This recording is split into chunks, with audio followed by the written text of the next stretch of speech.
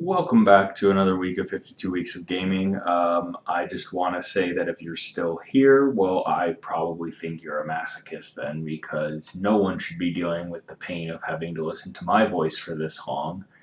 Anywho, as always, we're going to go and have Nick talk about the game he's playing. I'm going to talk a little bit about the history of it, and then we're going to jump into an interview with him. So, yeah, let's get to it. Okay, so this is Crackdown 3. Just came out on Friday.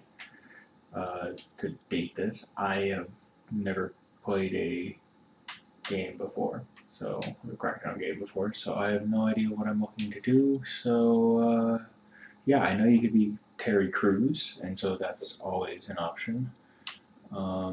I guess there's different things to go and do. So yeah, I will go and play this, and it's multiplayer, and we'll see what I think. So Crackdown 3 has an interesting history. By interesting, which I'm putting in air quotes on this side of the microphone. It's because the game before Crackdown 2 came out in 2010. I do believe, I could be wrong, and that's always possible, but that came out in 2010. And then in 2014 was when they announced at E3 Crackdown 3, and then it kind of got stuck in this development hell for a very long time, disappeared. People were asking about it, and suddenly it reappeared. I want to say 16 or 17, and with like Terry Crews as the marketing person, and people were like, "Oh man, Terry Crews, this is gonna be crazy." And then it kind of just kept getting delayed and delayed and delayed until it came out February 15th, 2019. So yeah, that's the short history of it, made by Sumo Digital with a bunch of other studios like Certain Affinity going and helping out with some of the other stuff in it. But I don't want to get too much into detail. I'm going to leave it to Nick to go and do that. So take it away, Nick. Crackdown 3 is an interesting game. I mean, even the way that the download for it works, because it was the campaign and the Wrecking Zone were two completely separate things. The Wrecking Zone is the multiplayer, but the campaign by itself, and for I guess the size of it and how much there was to it, it's a lot of fun. I mean, I didn't play any sort of Crackdown game before this, so I didn't play one or two, and I kind of knew the style that Crackdown was, and it the best thing that I've played that would really remind me of it would be something like a Saints Row, like later Saints Row, like 3 or 4, and I love it. I love Saints Row, and so I love Crackdown, and the whole idea of slowly powering up over time and getting these things and these different skills, and kind of taking your typical like, hey, here's how you go and do things and beat enemies and the ridiculousness that comes of it, and it just embraces it, and it just goes into the sci-fi, and it's a fun game. It's fun. It's mindless. I mean, collecting orbs to go and build up your agility is never fun, but it's a fun game, and that's really the big thing. Sure, the story is kind of very basic. Of you have these different areas you need to go and kind of like take over and capture, and then you slowly take over the whole city in a way.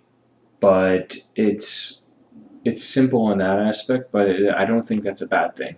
I've been seeing things online of people going and saying about like Crackdown 3 for how long it had to be a wait, that it was a bit of a letdown and things like that. And I see it as exactly as it was.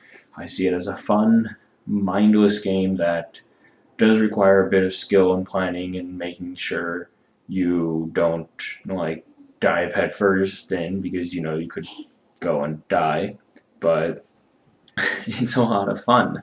I mean, I guess my way of putting it is I see Crackdown 3 as a Terry Crews simulator. Probably because he was part of the marketing and everything, and then they put him as a character in the game, and so I had to go and play as him. And I mean, it's super weird when you go and start out, because your character is just like super skinny, and so it's just like he has like these like super lanky arms, and you're like, this is super weird. And then at the end, it's just like all muscle, and you're like, okay, this is the Terry Crews that I know, and I understand, and it's great. The art style is always fantastic.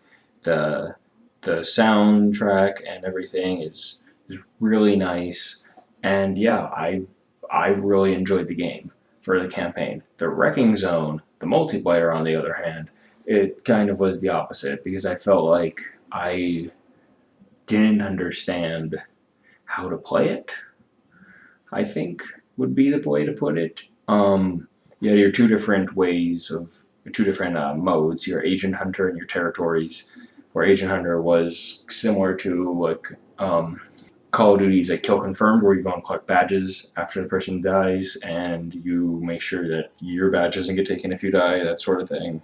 And then territories is just different zones that you got to kind of control for a period of time and that sort of stuff. And it was just I'm bad at it. I mean, it's not any sort of thing to go and say like, yeah, I can go and get better. Maybe I can, but wow, I'm pretty awful at it. So yeah, overall, as a whole, great game. Absolutely loved it. So who do you think would really enjoy this game? I would. I mean, if you played one or two, Crackdown wise, I would definitely go and say to play this. It's it's more of the same. It follows that if it's not broke, don't fix it sort of thing. It does improve in some aspects, I guess, from the first two in terms of like art style and graphics engine. But it is more of the same of what made Crackdown Crackdown.